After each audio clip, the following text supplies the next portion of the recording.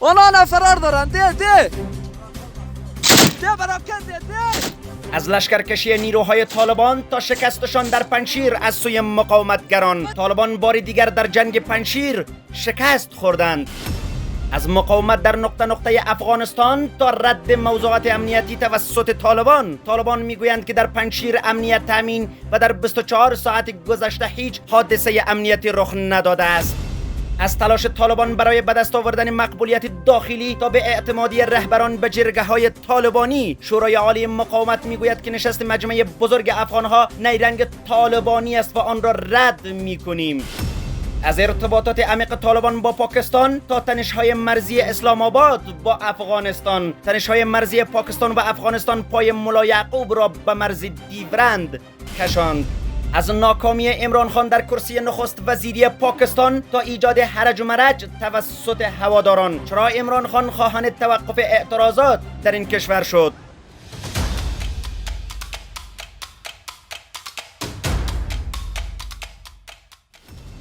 سلام و وقتتان بخیر. به مجموعه خبری این ساعت از آماج نیوز خوش آمدید. منابع محلی طالبان در پنجشیر با آماج میگویند که به دنبال آمدن ملا برادر و ملا فاضل به پنجشیر و شدت جنگ، طالبان بار دیگر با متقبل شدن تلفات وادار به عقب نشینی شدند. این منابع میگویند که درگیری شدید دیشب بر قرارگاه‌های تاواخ، عنابه، شتل، کرواشی و چمالورد جریان داشت، اما دستاورد طالبان در این نبرد صفر بوده است. در همین حال جبهه مقاومت ادعا کرده که در نتیجه ضد حمله نیروهای کماندویی جبهه بر طالبان در روستاهای پشغور، ولسوالی عیسی ولی پنجشیر 6 تن از جنگجویان طالب کشته شدند. اما برای درک وضعیت واقعی جنگ با یکی از فرماندهان جنگ جبهه به تماس شدیم. این فرمانده پیشین کماندوی ارتش میگوید که تلفات طالبان در نبرد دیشب نزدیک به 40 تن است. او میافزاید گرفتن کوه بسیار مشکل است، اما برای یک چریک گرفتن و نگهداری اراضی مهم نیست، تلفات دشمن مهم است. این فرمانده کارکشته جنگ میگوید پیروزی طالبان به هیچ عنوان در پنجشیر ممکن نیست، زیرا به گفته او سنگ، چوب و مردم حامی مقاومتگرانند. اما طالبان در پایتخت در مورد جنگ پنجشیر و اندراب به طور کامل خاموشند. خاموشی که به باور یک فرمانده محلی طالبان در پنجشیر حکایت از سرخوردگی و شکست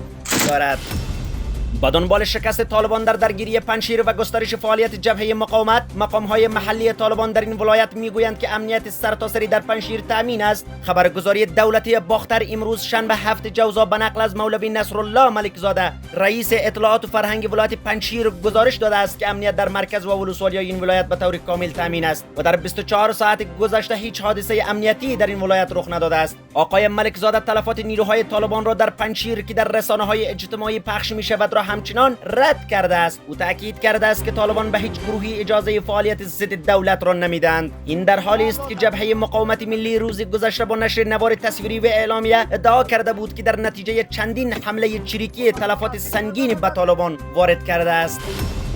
شورای عالی مقاومت ملی برای نجات افغانستان با نشر اعلامیه‌ای گفته است نشست نمایشی مجمع بزرگ افغانها نیرنگ طالبانی است و ما آن را رد می‌کنیم. این شورا افزوده است که حاکمیت طالبان با نبود مشروعیت ملی و بین المللی، انزوای روزافزون ناشی از رفتار خشن، تبعیض‌های قومی و سیاسی، نقض حقوق بشری، تبعیض جنسیتی، ناتوانی در عرضه خدمات، حل مشکل فقر و بیکاری و نیز جا دادن افراطگرایان جنگ افروز خارجی در داخل افغانستان با چالش‌های جدی و زوال حتمی مواجه شده و حالا در تلاش جلب حمایت جهان و مردم افغانستان است. در اعلامیه شورای عالی مقاومت ملی برای نجات افغانستان آمده است که طالبان تلاش‌های مذبوحانه را به راه انداختند تا به زعم خود بتوانند حمایت مردم افغانستان و جامعه جهانی را جلب و مدت بر مردم ستم دیده این سرزمین حکومت کنند. در این اعلامیه همچنین ذکر شده است که یکی از تلاش‌های طالبان تعیین کمیته و اصطلاح دعوت است که به هدف دعوت چه شخصیت‌های سیاسی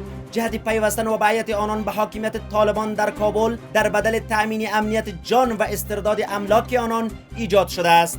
شورای عالی مقاومت ملی برای نجات افغانستان تصریح کرده است نیرنگ دیگر طالبان برگزاری نشست نمایشی زیر نام مجمع بزرگ افغانها که قرار است مطابق خواست و برنامه از قبل تعیین شده طالبان در کابل برگزار و بر دسیسه‌های شوم این گروه سهه بگذارد.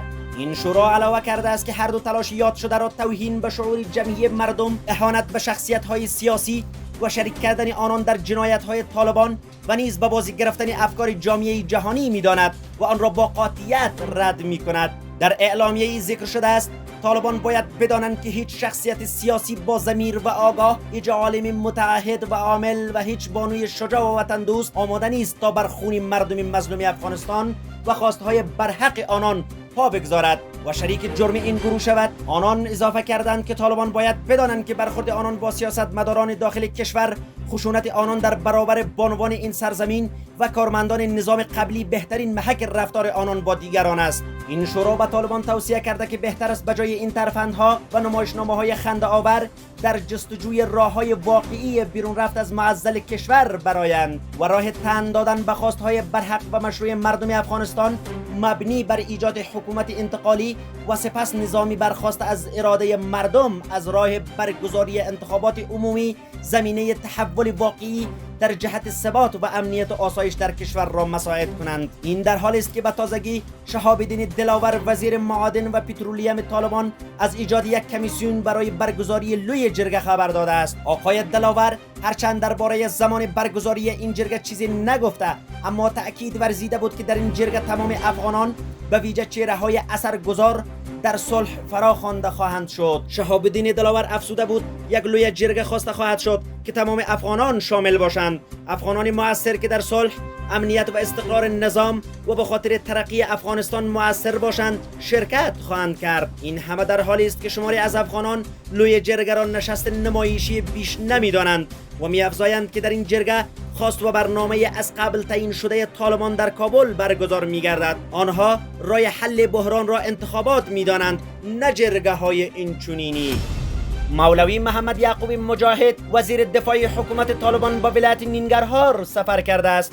وزارت دفاع طالبان میگوید که آقای مجاهد در جریان سفرش به نینگرهار از قطعات و جزءتام‌های قلوردی 201 خالد بن ولید مستقر در ولسوالی‌های اچین، غنیخیل، نازیان، مهمندره، لعلپوری و گشته و مرز دیورند دیدار کرده است. وزارت دفاع طالبان می‌افزاید که در این دیدار مولوی محمد یعقوب مجاهد بر دفاع از تمامیت ارضی کشور تأکید کرده و از نیروهای طالبان خواست تا با مردم همکار باشند. این در حالی است که منابع به آماج تایید می‌کند که وزیر دفاع طالبان در جریان سفر به نینگرهار از سوی قصد جان سالم به در برده است. تصویرهای از ملا یعقوب در شبکه‌های اجتماعی دست به دست می‌شود که پس از یک حادثه نیروهای طالبان شتابان او را از محل دور می‌کنند. جزئیات این حادثه تا اکنون همگانی نشده است و طالبان نیز تا اکنون در مورد چیزی نگفتند. پیش از این آقای مجاهد به ولایت پنجشیر نیز سفر کرده بود. این در حالی است که خط دیورند از موضوعات چالش برانگیز افغانستان و پاکستان طی سالهای گذشته بوده که همواره روی روابط کابل اسلام آباد تأثیر داشته است. از سوی هم طالبان مانند حکومت‌های گذشته در افغانستان مرز دیورند را مرز ساختگی می‌دانند، اما پاکستان آن را به عنوان مرز اصلی با افغانستان پذیرفته و بارها تاکید کرده که این صفحه تاریخ بسته شده است. معاهده دیورند در سال 1893 میان عبدالرحمن خان پادشاه وقتی افغانستان و مورتیمیر دیورند وزیر امور خارجه هند بریتانیایی امضا شده بود.